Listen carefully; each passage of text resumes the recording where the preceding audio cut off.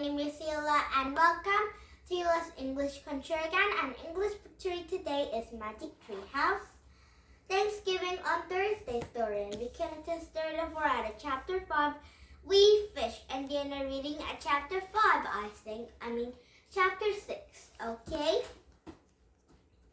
And now, are you ready for these two book and two story with some lots of characters? And now here we go. And first you can read Magic Tree House, Thanksgiving on Thursday, chapter 4, We Fish. Annie grinned. Good day, Sanko, she said. Good day, Annie, said Sanko. He smiled at her and Jack. Jack was too surprised to speak. Why did Sanko said he remember us? He wondered. Is he mistaking us for two other kids? Captain Standish looked surprised too, but Governor Brentford smiled warmly. "'Tis a wonder," he said. "We welcome all good small folk. Stand to us. Children are a gift from good, no matter where they come from." That was a nice way of looking at things, Jack thought. Just then a boy ran up. "Jack Mastlord is where the naughty man," he shouted. The boy pointed a long line of the man walking down a path near Cornfield, and Chef Mastlord walked ahead of the altars, and his face was painted red, wore up a full robe and white beads. Governor Brentford, Captain Standish, and Sanko made to meet the visitors. "Messy, a program," woman whispered. A program looked worried. "Aren't you afraid?" Annie asked. "No," said Priscilla.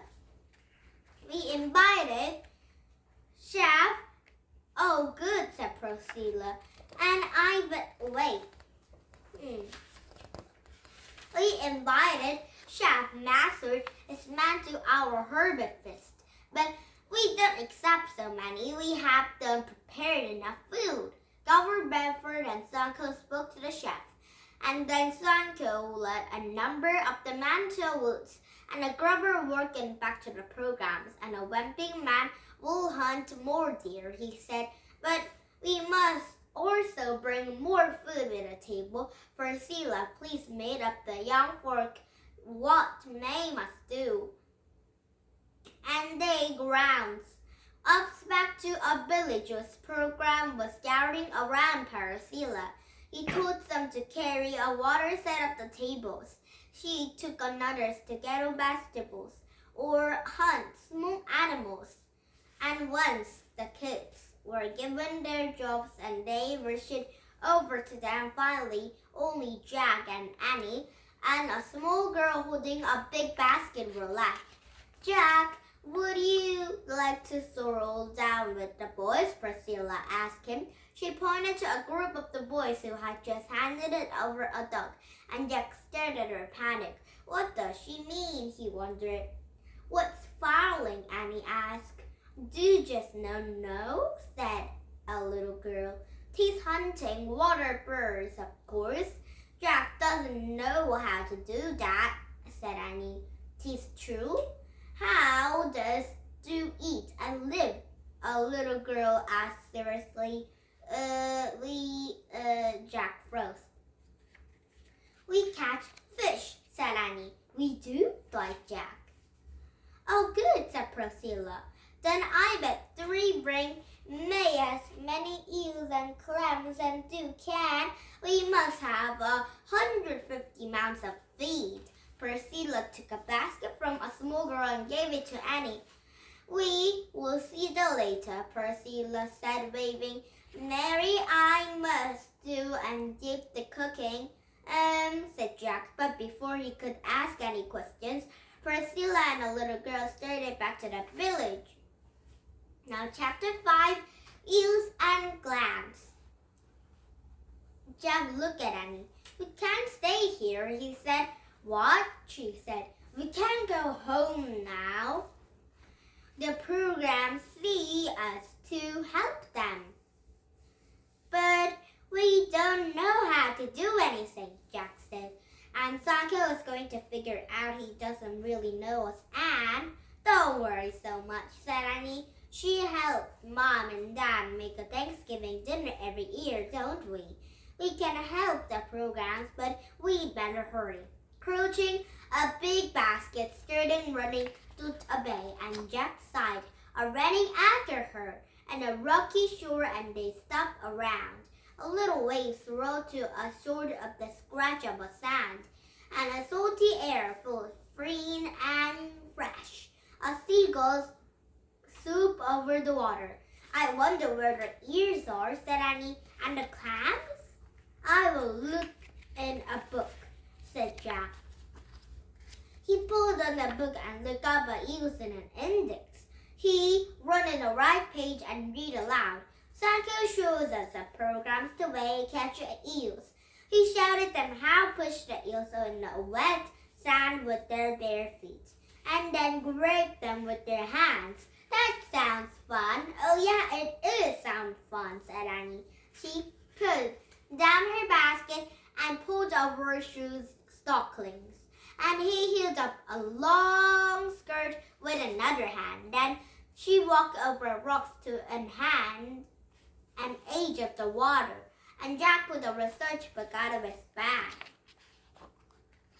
And he pulled off his shoes and stockings and joined Annie. They dug a bear up the feet through a wet sands. I don't feel anything, said Jack. Let's wade to the water, said Jack. Together they slipped forward. Brr, said Annie. No kidding. And Jack with a shiver, and he kept flashing on muddy with his toes. He felt pebbles and shells, and he felt something soft. Hey, I think I found one, he said, and he splashed over him. Where? Stand back, he said. Here. Jack squished it harder to his feet, and it stopped thing moving. Jack squished more, and eel soared through the water, and Jack grabbed it with both hands. Ah, he yelled. Oh, Jack and Annie found something, and it's an eel, a very big eel. And an eel was long and skinny like a snake. It felt slimy and icky. It twisted and screamed, and Annie laughed as Jack tried to hold on it. And it wiggled out of Jack's hands and fell against Annie. Yikes, she yelled, jumping in a way, bumping into Jack. With more screams, both tumbled to a cold water. They scrambled up and splashed back to shore, and Annie was still laughing. Poor eel, she said, trying to catch her breath.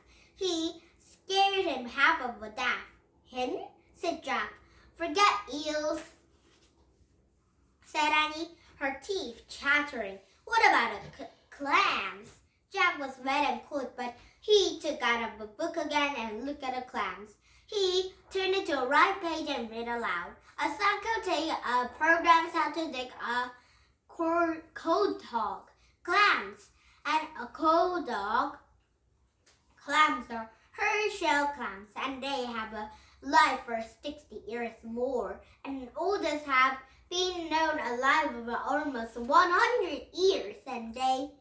Oh, forgot it, said Annie Broke. What? Said Jack.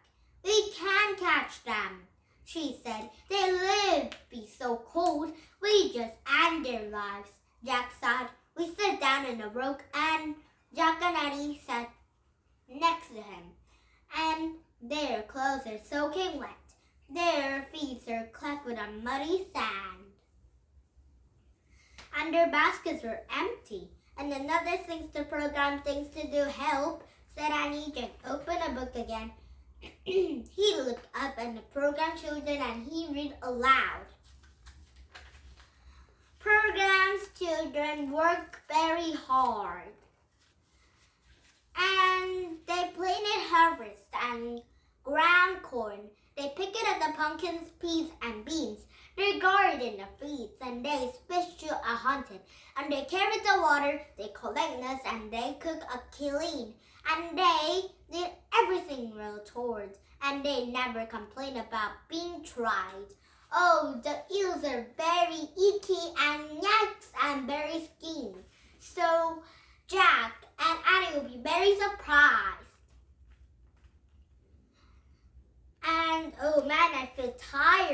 reading, said Jack, listening to the book. We're my Lucy program children. Yeah, I know, said Annie. Maybe we could do something like keeping an eye on the turkey then, and it's already now has.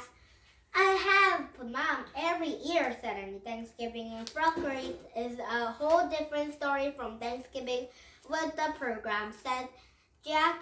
Jack, Annie, the boys called.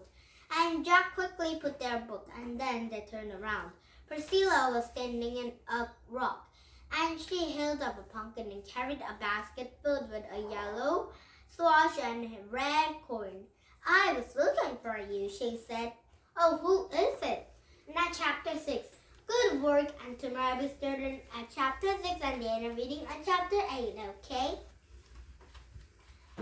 And now thank you for coming to my YouTube, and please thumbs up my YouTube, and happy Sunday, and see you tomorrow. Bye bye everybody.